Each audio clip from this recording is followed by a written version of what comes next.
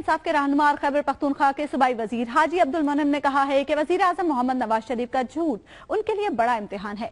मुल्क का निजाम उस वक्त बदलेगा जब बड़े लोगों को भी इंसाफ की कटहरे में लाया जाएगा। वो स्पेन के मकामी रेस्टोरेंट के हॉल में PTI के जलसा आम से खिताब कर रहे थे। रिपोर्ट देखते हैं कमर फारूक की।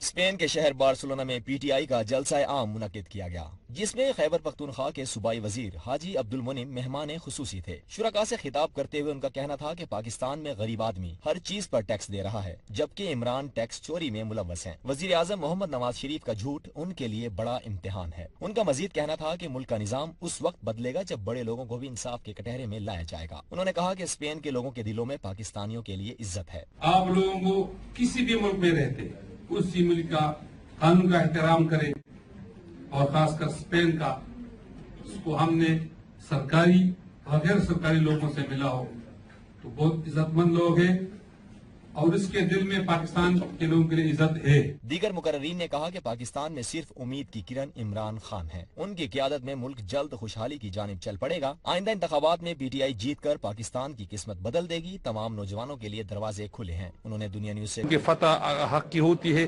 और इंशाल्लाह आप ये सुनेंगे कि ये पनामा लीक्स में ये लोग है।